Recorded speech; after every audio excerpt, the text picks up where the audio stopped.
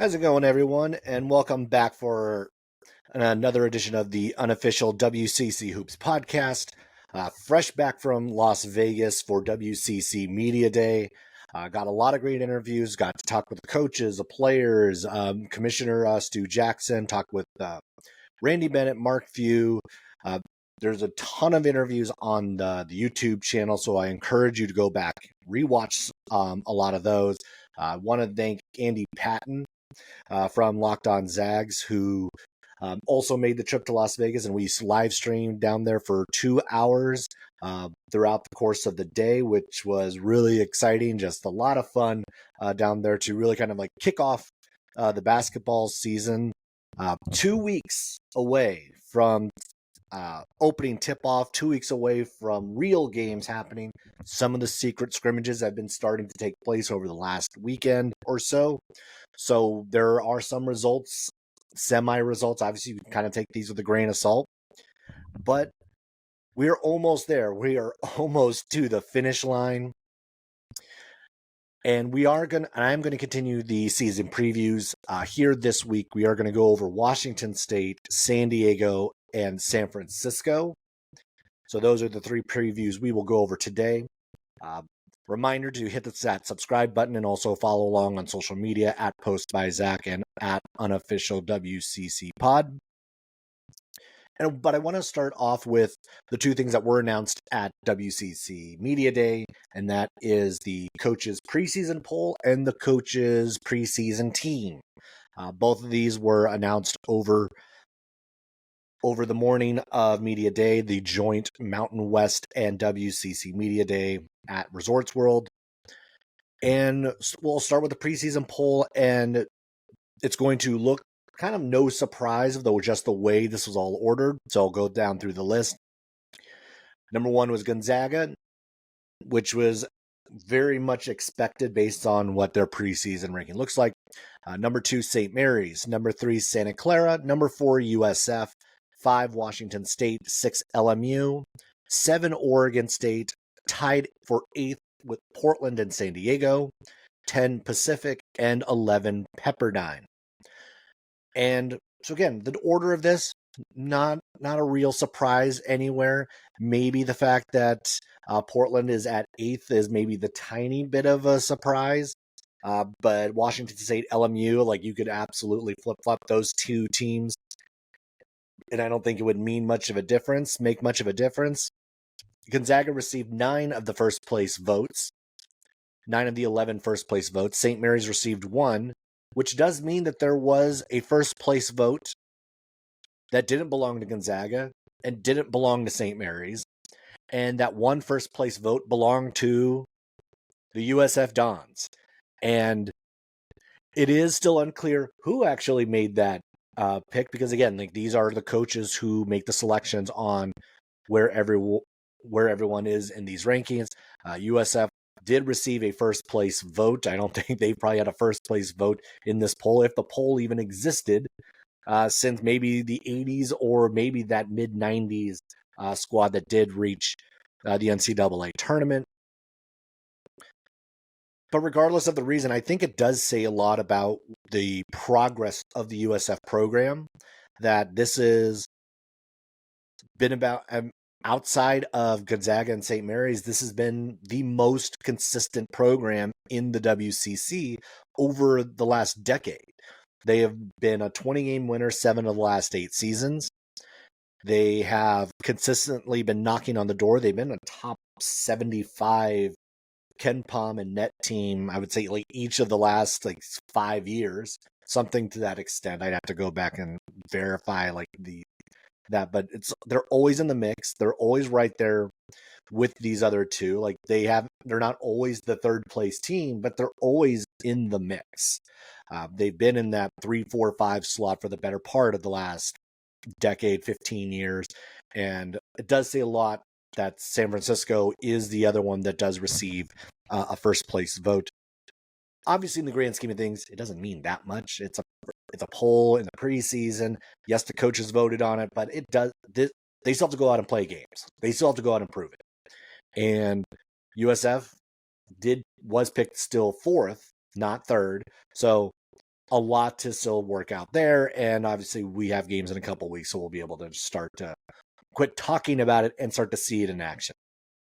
Gonzaga being 1, no surprise. St. Mary's being 2, no surprise. Santa Clara being 3, I don't think that should be a surprise for anybody who's been paying attention and watch and just seeing what they have coming back, the pieces that they also brought in.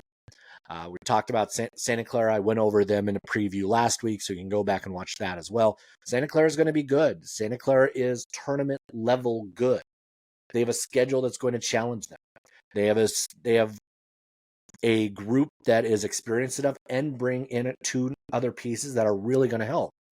I look at the guys like Carlos Stewart's going to help. Obviously, like Elijah Mahai, who's one of the transfers coming in, he is going to help a lot. Like, he looks really good on tape, and it does sound like that he's going to play a factor in the rotation for the Broncos. All right, so then the preseason team. This is typically a group of 10 players, also voted on by the WCC coaches. And this group has 11. So somewhere there's probably a tie for that last spot. But here is that list of 11 guys in alpha order. So we have Michael Ajayi from Gonzaga, Adama Alpha Ball from Santa Clara, Cedric Coward from Washington State, Nolan Hickman from Gonzaga, Graham Ike, Augustus Marshallonis from St. Mary's, Ryan Nemhard from Gonzaga, Javon Porter at LMU, Mitchell Saxon from the Gales, Carlos Stewart from Santa Clara, and Marcus Williams from USF. Honestly, I don't think there's really a surprise on here. You look up and down this roster, like you see 4 Zags are on here, 2 St. Mary's players that obviously make a lot of sense. Do you look at the fact that it's Adama Alpha Ball? Obviously, Cedric Coward from Washington State, that makes a lot of sense based on the fact that he was an all-conference selection, first-team selection in the Big West. Javon Porter, he's been on this team before, so no surprise there. Marcus Williams, we saw him be a first-teamer on the WCC squad a year ago. And then Carlos Stewart being the returner. I think, if anything, if there's one that kind of was a little bit of a surprise, was his return this quickly to being on the preseason team. I think that says a lot about what the coaches remember about the player he was 2 seasons ago when he was a first teamer for Santa Clara. And I think it shows a lot of confidence of who he's still going to be. Because I think he's still going to be that guy. He was banged up last year, and that's going to obviously play a little bit of a factor as he kind of revs up into this role. He does have some new teammates, so it's not exactly the same squad he's returning to. But that is someone, when I saw his name on the list, it validates a lot of, I think, what many people are thinking about what his return to Santa Clara is going to mean. All right, so now we're going in the preview mode, and I'm going to start off with Washington State. This is one of the 2 new members to the WCC. This is a team coming off of an NCAA tournament berth. This is a team that is going to look a lot different from the team a year ago for many reasons. And they have a new head coach in David Riley. They only returned 2 players from the tournament team of a year ago. They lost basically all of their key scorers from last season. I believe the numbers, they only returned 4% of the minutes from last season. This is a brand new squad. This is a team that's going to be looking to build on what they were able to do a year ago, but with all new faces. And that is going to be one of their biggest challenges, to pick themselves up off the ground and continue to build off of what they had a year ago and what Kyle Smith was able to build at Washington State with the Cougars. This is a team that won 25 games last year. They're 14-6 in the Pac-12. They switch conferences. They lose their head coach. They lose basically their entire roster. And it's not like this is a team that is a perennial NCAA tournament participant. Last year was the first time they made it since 2006, 2007. And so you have to wind the clock back a long ways before you found a team that reached the tournament. And that is going to be the task ahead for David Riley and the squad, is how can you build it back to be in the conversation again? And we have seen some of this success going from the Big Sky to the WCC. So David Riley coming in, he was coming off back-to-back Big Sky championships at Eastern Washington. He was a 2-time Coach of the Year while he was there. He was at Eastern Washington for a long time and was an assistant with the Eagles and was an assistant under Shante Leggins, who's now the head coach of Portland. And that's kind of the example you can point to, is at least for early success. Portland had early success that first year when you had a head coach from Eastern come over and bring a good chunk of the players he had while he was at Eastern. And that is very similar to what we see here with Washington State. Go over Cedric Coward being kind of like the leader of that group. For those who are unfamiliar with who this guy is, and obviously that's going to be a lot of people, not just WCC folks, but also Washington State folks as they relearn a roster.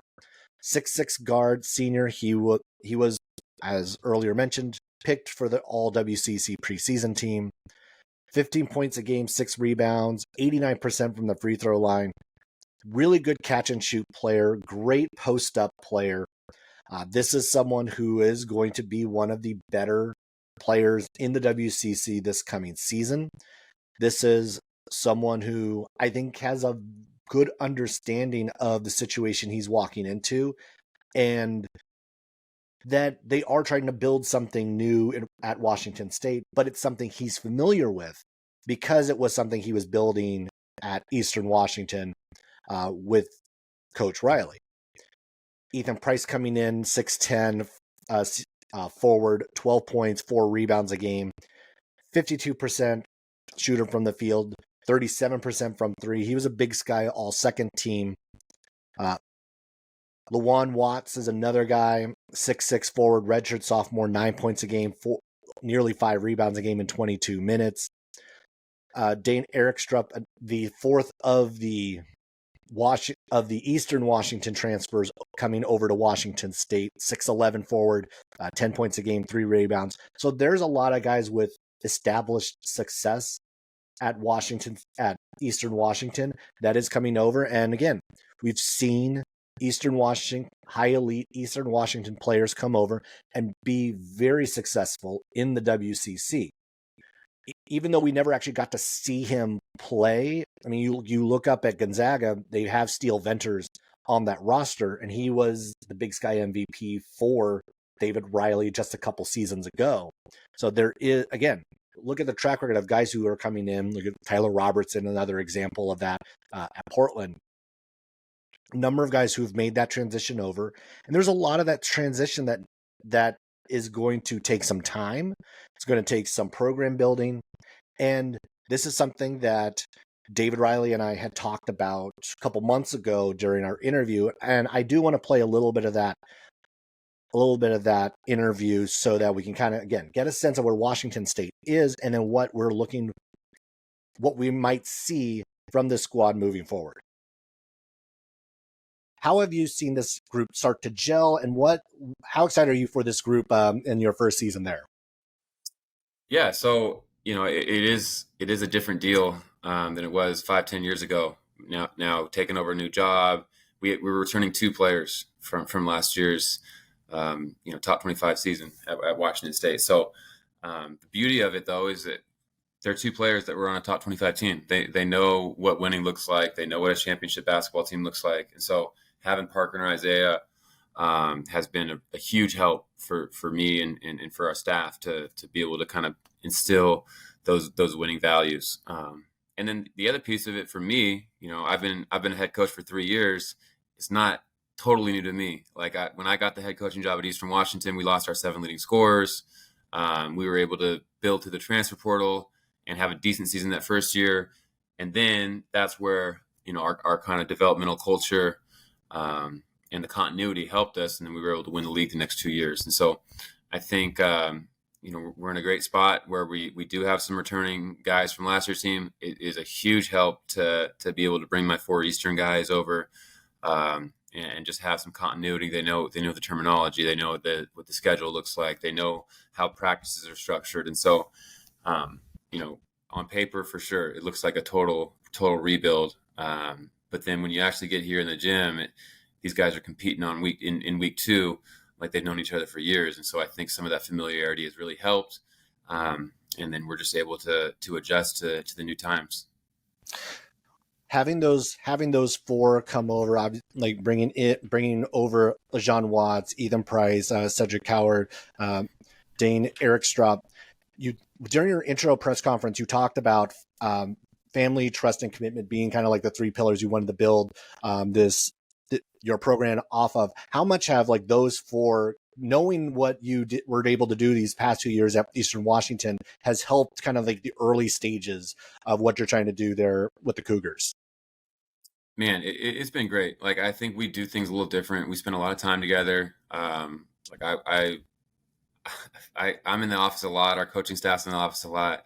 And so our returners, or our Eastern guys, kind of understand, like, hey, we can just go hang out.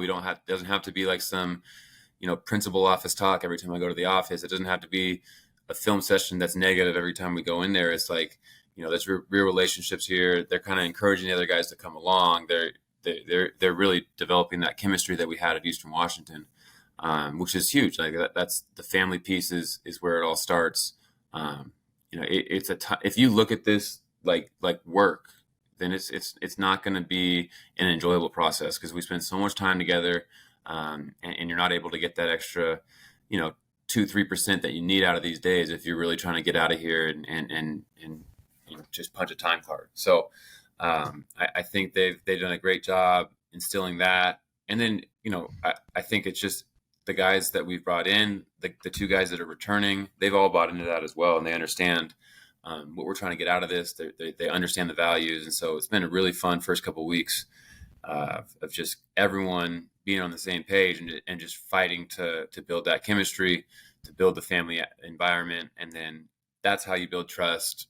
You show that you're committed by doing that over and over. So I think, those values have been brought in a little quicker by having the Eastern boys. But at the end of the day, like it's just all about showing them who you are every single day. And I think that's been the fun part of the last couple of weeks. So we got to hear a little bit from Coach Riley. And again, like this is a team that's going to have some growing pains because they're building a new system. They're implementing a new system, and they're even amongst the non-Eastern Washington guys, there's some good talent here. Looking at Ndie Okafor, who's going to be a huge part of what I think they're going to try to do. 6'9", forward who came over from Cal. Didn't get a whole lot of playing time last year, but on tape looks like this is someone who's going to be able to kind of contribute pretty quickly. Look at Nate Calmes, who came over from Washington, 6'2", junior guard.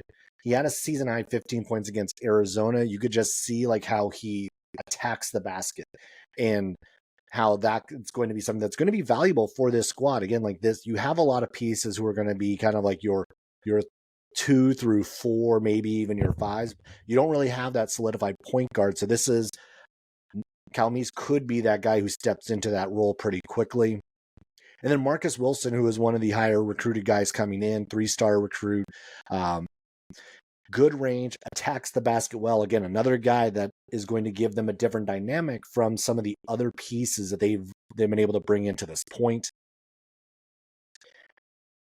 And for this squad, for this Washington State team, I think it is an unrealistic expectation to think that this is going to be a team that can get back to the NCAA tournament, because you lose so much of that continuity. You lose so much of that personality of the team you had a year ago, and you're trying to rebuild all of that in a different conference against new opponents, with a new head coach, with new players. And yes, even though today's college basketball is different because you can throw a team together overnight, essentially through the portal, this is still going to be an uphill battle, I think, for Washington State, at least early on, to kind of figure out what their personality is, how these pieces are going to all fit together. But the pieces do look like they are going to be complementary, that they do have kind of a cohesive, on paper grouping that's going to work. Looking at their schedule, there's at least like a kind of a rev up period where they start with Portland State, Bradley, Idaho, and yet Bradley's going to be a good squad. That's not just like a pushover game, but these are going to be opponents that Washington State should be able to handle. Then they will take on Iowa, that second full week of the season. They also do have a return opportunity with Eastern Washington, so that's going to be kind of a interesting, fun matchup that they will have with so much of the connection there in the Spokane area. The two big games, really the three big games that they have on that non-conference schedule, on December 2nd, they'll be at Nevada. On December 12th, they'll be taking on Boise for a neutral site. And then they will be at Washington on December 18th. And those three games really are going to be their best opportunity to kind of showcase what this team is and what their potential is going into this season. Boise State is really highly thought of going into this season. They are the preseason pick to win the Mountain West. Nevada is obviously one of those Mountain West teams who's going to be in the mix as well. Washington moving to the Big Ten is going. Honestly, that's going to be a challenge for that team. Again, also new head coach going into a new conference with, in that conference, very different personality than the teams that they saw in the Pac-12. Very different personality from what we were used to seeing a Washington team play. So these are going to be three big opportunities for Washington State to kind of see where they are, because if they can, thinking about that, they can get a couple of these games, I think they do actually kind of position themselves well before they jump into WCC play. And of course, like, you're looking at the four teams that kind of were picked ahead of them in the WCC rankings: Gonzaga, St. Mary's, Santa Clara, USF. They're going to get their first shot at one of them just after the new year. They'll be hosting San Francisco on January 4th. The big one I know that everyone's going to circle is they're going to be at Gonzaga on January 11th. So that's another big opportunity for them. Again, this is a top 10 Zags team. So this is, if you're a Washington State fan, think when you had to play Arizona, think when you had to play top tier UCLA, maybe not now UCLA, but top tier UCLA over the years. That's who you're going up against. Again, this Gonzaga squad, like, especially over the last few years, you talk about having to play Arizona. Tommy Lloyd was Mark Few's assistant for all those years. So there's going to be a lot of similarities when you look at the way Arizona operates and the way Gonzaga operates in the course of their games. They don't play St. Mary's until later in January, January 25th, and that will be a game in Pullman. So that's a really great opportunity for them. Again, like, you're going to have to get used to it. That's, again, different style. We're talking about Gonzaga being very similar, thinking about the way maybe Arizona would play. St. Mary's is going to play maybe a lot more like a Mick Cronin UCLA team. They're going to kind of drag you through the mud and make you play ugly in that game. And this is a team, David Riley team, that actually does want to pick up the pace. And they're also incredibly efficient. At least they were at Eastern Washington. They were third in the nation in effective field goal percent at 58.1. They were ninth in the nation in assist percentage. So this is a very effective, this is a team that's going to be able to kind of numbers you to death in a way. Like, they're going to be highly effective in the way to do. They're not going to turn the ball over a ton. They're going to take good shots. They're going to find the right man. They're going to be disciplined.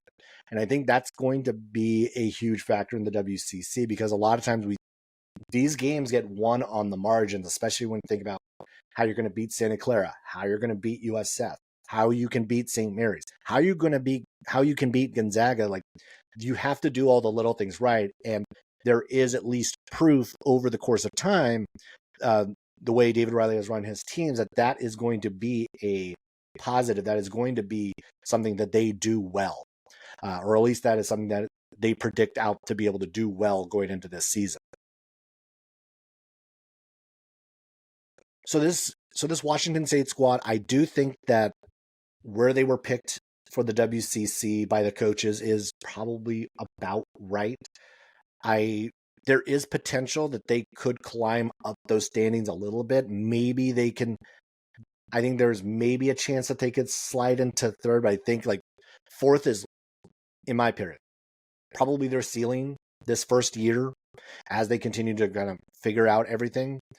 But their floor to me is probably that sixth slot. I don't think they're going to slide that much further down because once you get to kind of 6 and 7, like after that gets ugly at the bottom of the conference, San Diego, Pepperdine, Portland, Pacific, and I don't think there's a way that Washington State could end up that bad. But there is a chance that Oregon State maybe could climb up, and LMU could climb up and give Washington State some fits on that front. They will only have to play LMU once this first season, and they'll host them, and I think that's the first weekend of conference play. So I think Washington State overall, this is about where they're going to be. I think they're going to be a good team. I think they're going to be one of the tougher challenges throughout the course of conference play, throughout WCC play. I think the squad has a chance to be an NIT team. Once again, like they were in the NIT, I think it was a few years ago. So I think that's where they have the opportunity to get back to. I think that you could see legitimately 5 WCC teams, maybe 6, get into either the NCAA tournament or the NIT. And Washington State is going to be one that I think I could solidly see in the NIT field. And if somehow everything goes their way, they might be able to slide into an at-large spot for the NCAA tournament. But I think that's a long shot. I think they're more likely to see NIT, lower seed of that tournament. Maybe they get the host again. Like the NIT, the way they seed everything else is usually also by like TV and the venue and ticketing and all that sort of thing. So we'll see. I do think that Washington State has the potential to get back to one of those 2 tournaments. I think most likely it's going to be lower end of the NIT. But that is going to also be a case of, can they finish 5th or better in the WCC to make that happen?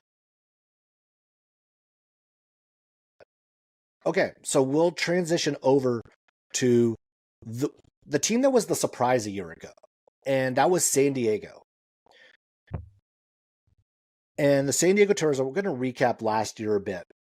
So they were 18 and 15 a year ago. They were 7 and 9 in the WCC, good for 5th.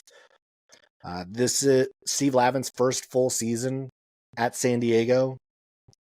And that was a team who everyone had picked last for the WCC standings. That was the coaches. I did that. Like San Diego looked like the team that we just did not know who the heck they were.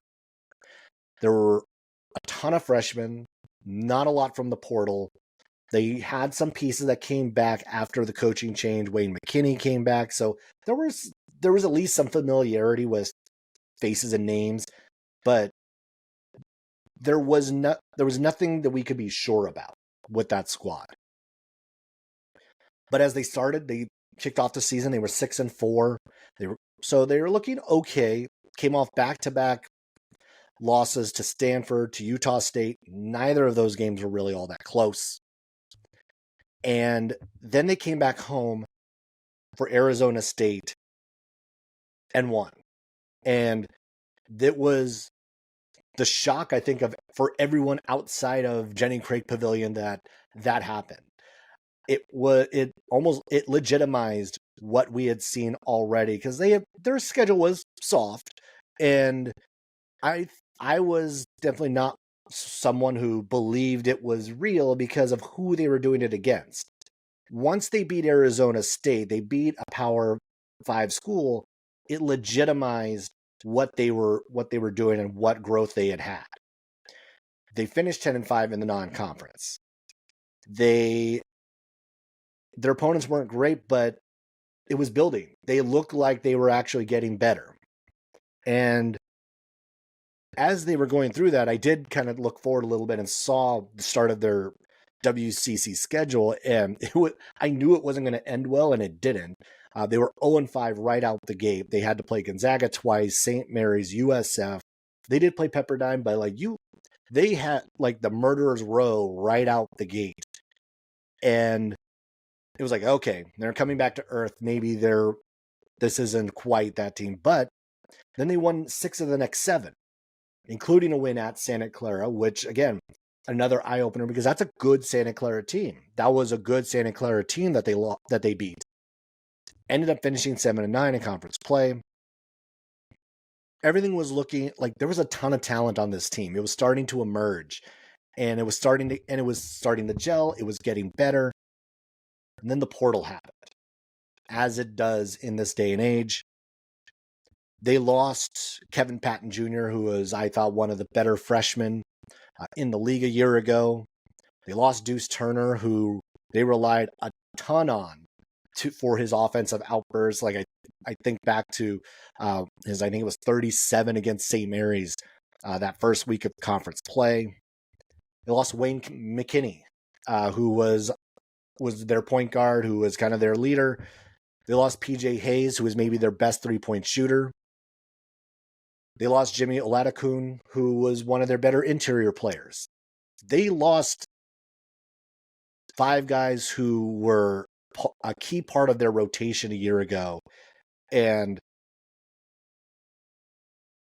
that's a hard thing to kind of try to overcome, especially when you're a program like San Diego. You are trying to pick yourself up off the deck after losing those 5 guys. And they started to add in the offseason, everything else. You look at guys like KJ Bradley coming over from San Diego City College. He was the PCAC MVP, Player of the Year, 17 points per game. They brought in Cody Koule, who's coming over from D2 Southeastern Oklahoma State, 6'5" guard. He a 50-40-90 type guy. He averaged 17 points per game last season, 43% from 3. But there was still it wasn't like the cupboard was bare, at least not completely. And start off with the one name that we all do know, and was Steven Jamerson. And he was someone who was highly effective in that starting lineup for San Diego last year. 6'10" center, 8 points per game, 8.3 rebounds, which was 3rd in the WCC. He was 4th in the WCC in blocks per game. 25 minutes per contest, 60% from the field. This was someone who had 6 double-doubles during a streak that had him with 5 in a row from January 27th to February 10th. This is the one guy who remained that I think you could circle on. It's at the very least they have something that is known, solidified, and that they can rely upon. And having him in the middle for this team is going to, I think, help a lot, because at least you can say, I have my interior defense situated. I have someone inside who's big, who can clean the boards and impact what's going to happen with anyone driving the lane. So I at least have that. Then also some of the guys who we didn't get to see much of because they were banged up last season. David Simon, we didn't get to see him at all a year ago, 6'11" forward. The coaching staff is really high on him. Watching some of the tape from when he was in high school, obviously this is someone who can play above the rim, good finisher, someone who I think is going to really kind of be able to play off of Jamerson well.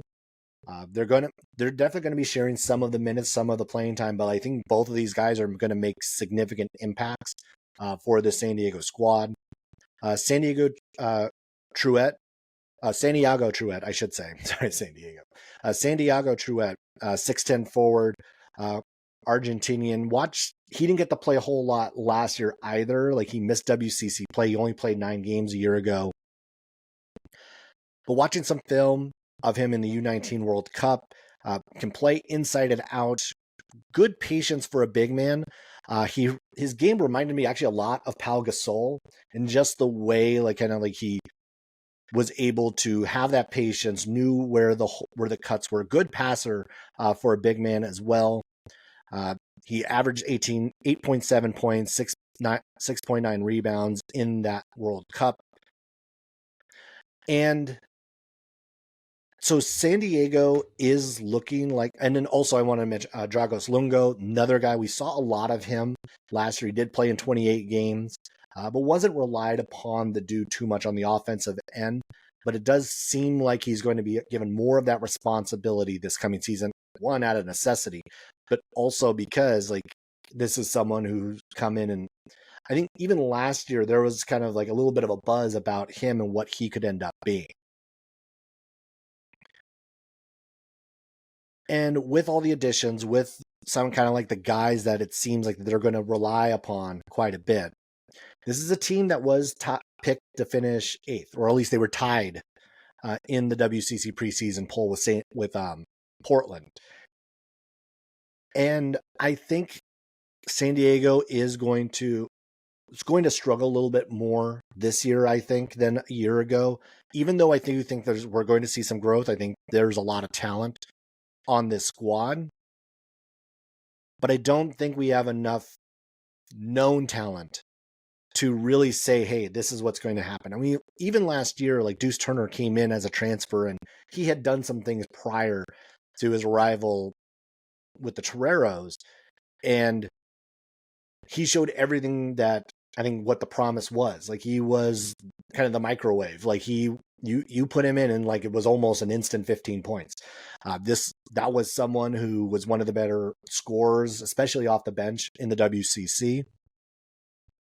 And I don't know if they have that this year. I don't know if they have enough offense to balance out what I think is actually still going to be a tough, defensive-minded, can clear the boards well team.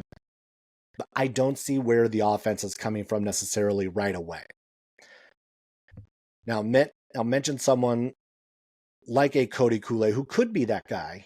We've seen, again, 17 points a game. Maybe it's KJ Bradley who could step up into that role and be that guy as well. I think the offense is going to be the struggle early on. Finding that rhythm, finding what they're going to look like is going to be the hardest part definitely of the non-conference for them, even though they actually do kind of ease themselves in, much like they did a year ago, to see what sort of team they're going to be. Their first 6 games are at home, or excuse me, 7 games are at home. Rider, Boston U, Portland State, Idaho State, Southern Utah, Idaho, Marion.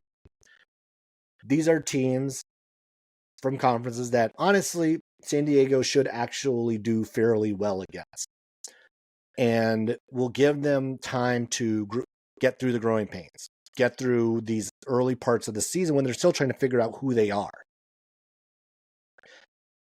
Because December is going to be tough for this squad.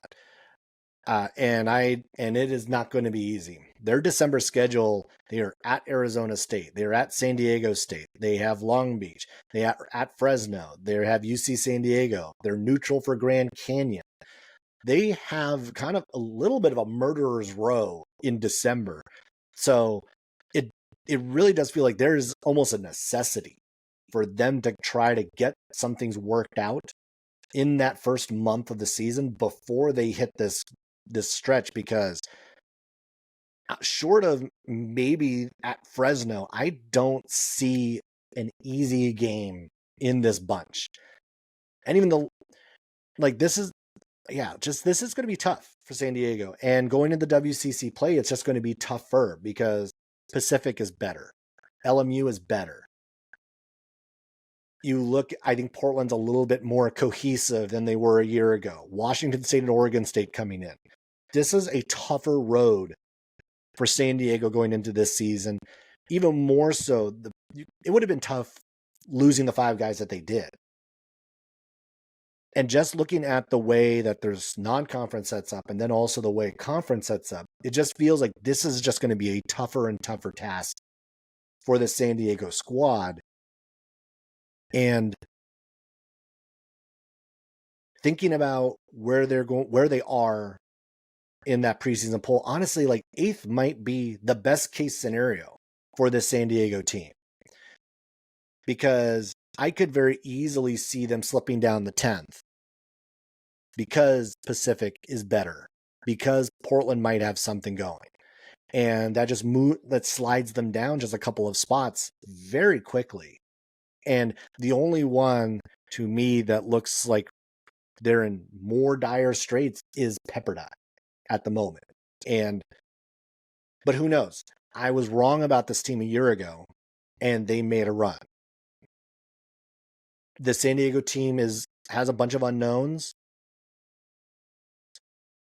but just because they're unknowns doesn't mean that they can't climb out of it. Now, do I think that, let's say everything goes right for this San Diego squad, I don't know if they can break through that 7th spot anyway, because of Oregon State, because of Washington State, because of the way LMU has improved this year. I don't know if they can break through that. Do I think that they can give some teams challenges? Yes. Do I think that they are going to be able to be competitive with a lot of these teams? Yes. I think that's still possible. Do I think they're going to pick up enough wins to break through that group? I don't. At least not right now. It doesn't look like this is a team set up to do that. But that doesn't mean that there's not going to be growth. It doesn't mean that there can't be improvement upon the squad, because we did see that a year ago, that the San Diego team that we thought was going to finish in dead last didn't, and played far better than we thought any of them would. All right, so that leaves me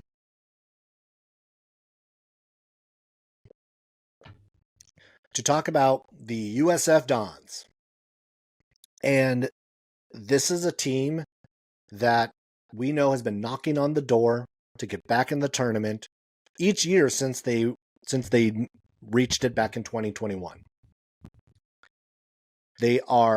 Last year they were 23-11. They were 11-5 in the WCC. They finished 3rd. It was their 7th 20-plus win season in the last 8. Chris Gerlofson, in his 3rd year, picked to finish 4th behind Gonzaga, St. Mary's, and Santa Clara.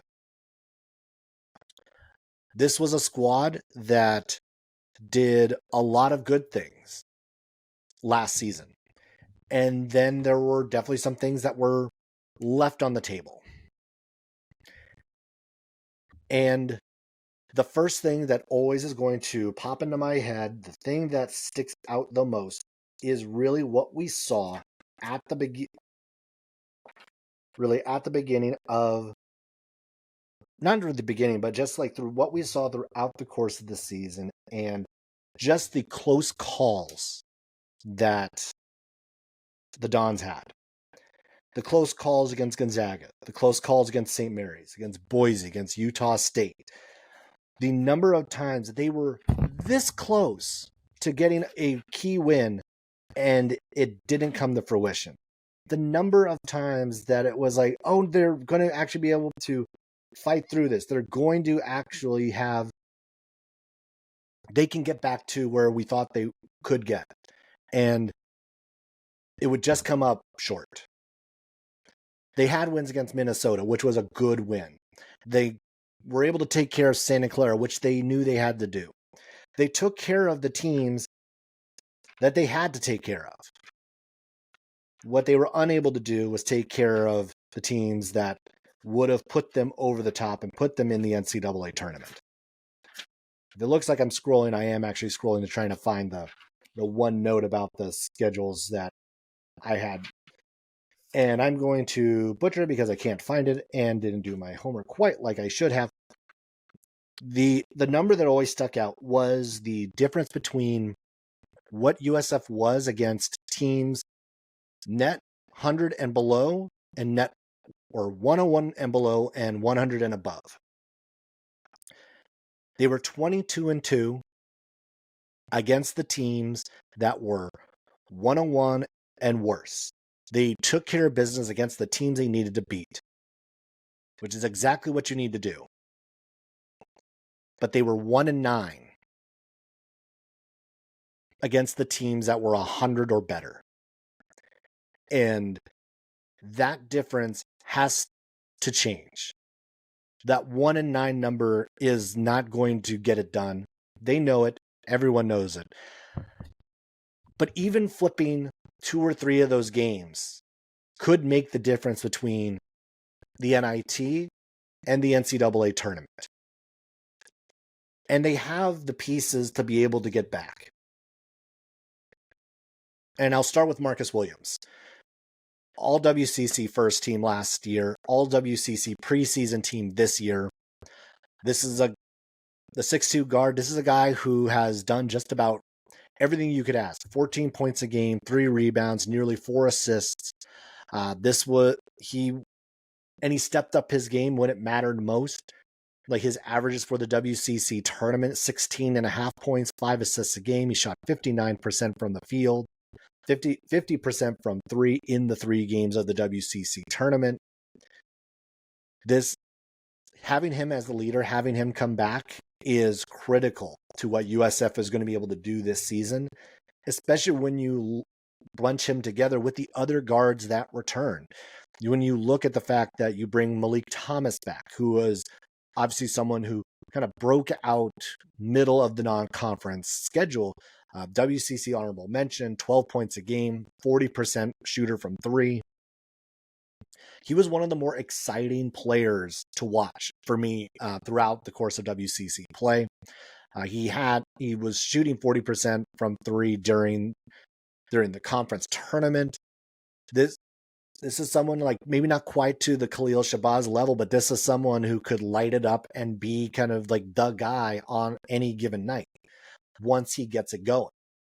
Ryan Beasley, who was WCC Freshman of the Year last year, also part of that backcourt, who I think ends up being one of the best backcourts in the WCC. 7.8 points per game last year, but he was also one of those guys who could take over a game at any given moment. One of the moments that really sticks out to me is couple of different times, like against Minnesota. Like he had a great game against Minnesota at Chase Center and was one of the key reasons why they were able to pull away in that one. I think about his matchup at USF against Aiden Mahaney this past year and how those two started going back and forth, trading buckets. And it was one of the more exciting things to see.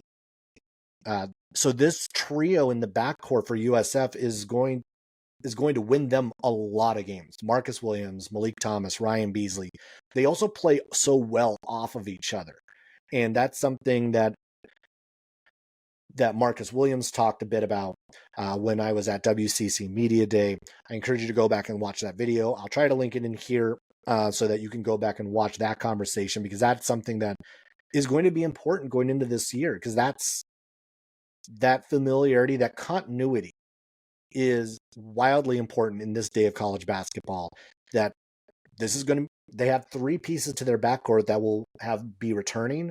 They know how to play with each other. They know what's going to work and where they need to be. And another piece to someone who has played a role in the perimeter, but is just he's going to do all the little things that you want to do. And that's Dweedo Newberry as he returns for his final season. 9 points per game, 3.4 rebounds. This is someone who also can play more or less the role you want him to play. If you need him to rebound, he can go rebound. If you need him to play defense, he'll play defense. If you need him to be a scorer, he can be a scorer. He has, to me, like there is still a lot of untapped talent and ability that we have yet to see from Newberry. And having him on that front line is going to be again another big piece to what they have, because this is a team that lost Jonathan Mobo in the offseason to the NBA draft. Honestly, like maybe one of the bigger surprises of the offseason was that he stayed in the draft and got picked with the first pick of the second round to the Raptors. Newberry on that front line gives them some stability there, because there's some new guys that are going to need to play some catch up on schemes, on the way they want to run that defense.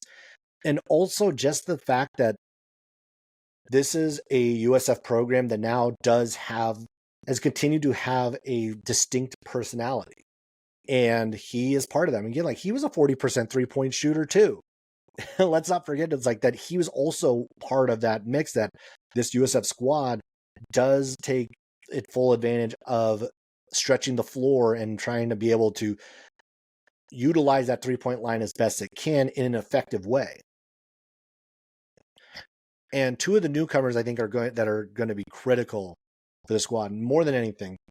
Carlton Lingard Jr. coming over from UT San Antonio, 7-foot senior. This is a team that did need some size. Like let's be honest. Like even Mobo, like who was 6'9", like undersized center, and he did struggle against St. Mary's. He did struggle against Gonzaga. Partly probably because he was just an undersized for his position, and it was tougher for him to operate the way he had been operating when he's facing larger guys. So now they have a legit large guy. Now, I'm not saying that Lingard, and no one is saying that Lingard is a quote replacement for Mobo, because he's not. But he does have a little bit more range. This was someone who at UTSA was shooting 30% from 3. And yes, while 30 is not a great number, when it's a 7-footer who at the very least can step out and hit one every once in a while, it changes the way defenses do have to play you. It changes the way, just the schematics, or just like the way, how much respect you have to give to that player. Can you just leave him out there? And now you want to leave him out there all day long and let him continue to shoot. He's probably going to actually shoot you out of a game. But every so often, if he can knock one of those down, it really does help what USF is going to try to do. This is someone who also averaged 6.2 rebounds last year. This is someone who averaged a block and a half a year ago. Good enough free throw shooter at 79%. So he's not going to hurt you in any way on the offensive side either. Defensively, he's not quite the defender that Mobo was. But also, this was a year ago, we didn't know what Mobo was either. So many of us kind of overlooked the importance of what he was going to be. But then again, I don't think anybody thought he was going to make the leap that he did, to become the player that he was. And again, that is not to say that I think Lingard's going to do that. So I think that's an unrealistic expectation to say that, oh, this is going to be the same guy. This is going to be the Mobo replacement. No, not a replacement. Different player with a slightly different skill set, but someone who's going to be longer, still be able to protect the rim, and someone who can still step out and give you that 3-pointer every so often.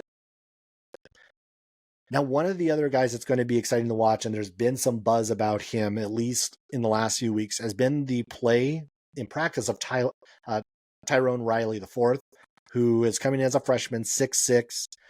He averaged 22 points per game and 9 rebounds his senior season.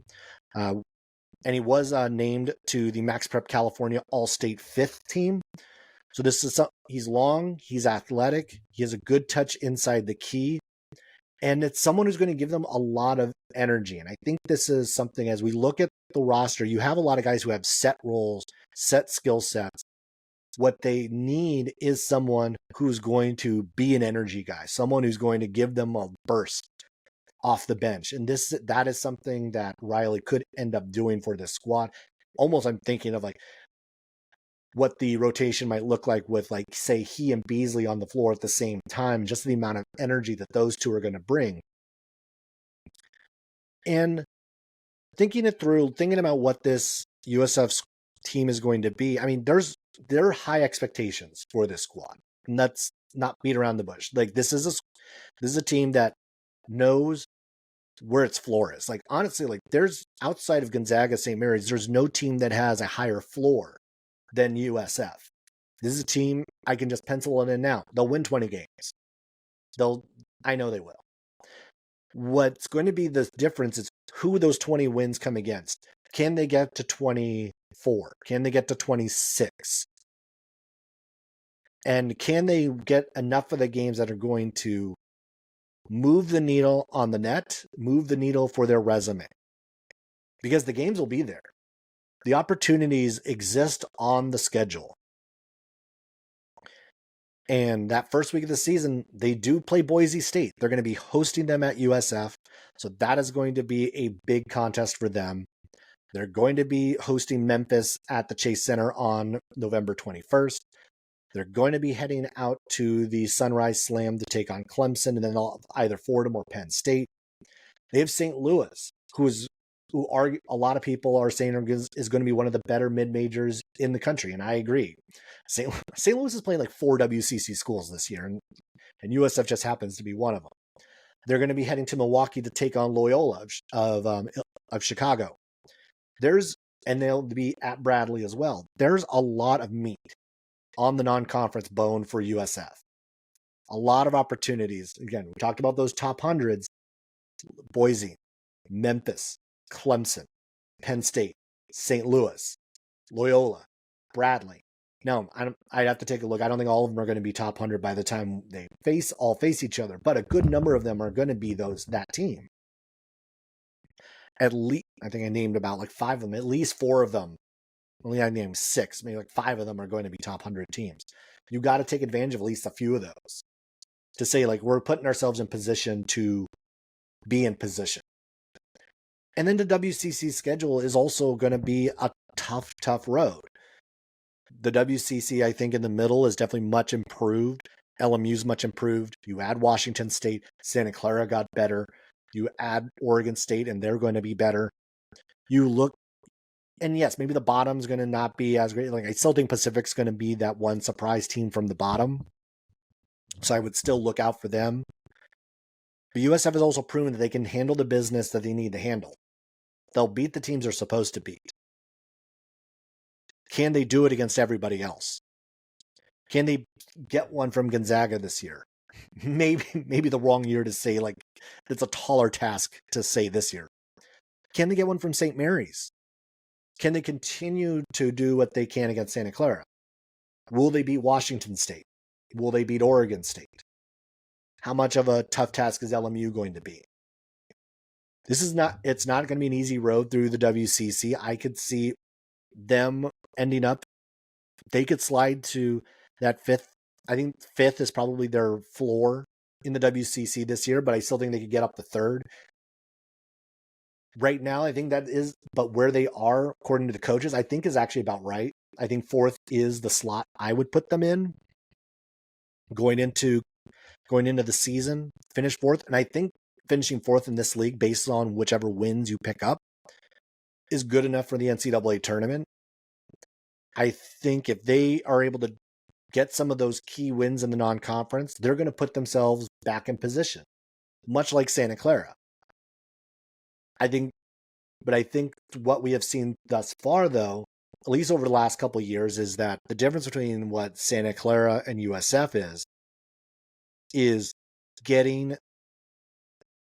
2 parts. It's getting the big wins and then taking care of the teams you're supposed to beat. Santa Clara has had a problem with the latter, and USF has had a problem with the former. If USF can pick up 2 or 3 or more wins on that schedule, if they can beat St. Mary's once, if they can get the wins against St. Louis, Boise, Clemson, pick 2 of them, that puts them in far better position. They were in the 70s in the net this past year, and they didn't beat any of them. They were 1-9 against those teams. Give me 3 of those wins. They're an at-large team. They're at least on the bubble. They're at least in the conversation. And that's really all you can ask for this USF team. What do I think it's going to take for them to get back to the NCAA tournament? I think that they have to get to about 24 wins. I think that's the number. You look at their schedule, look at what they have to do. If they get to Selection Sunday and they are 24-7, they will put themselves in a very, very good position to hear their name called again on Selection Sunday.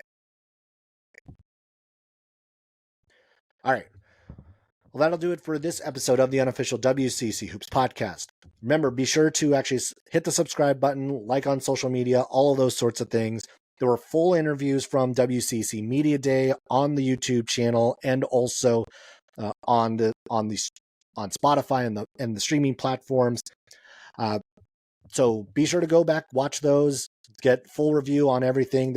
I have one more team preview episode coming up that will be next week, and that's when we'll go over the last 3 on my list, which is Gonzaga, Portland, and Pepperdine. And then following that will be the final season previews. I'll be later next week.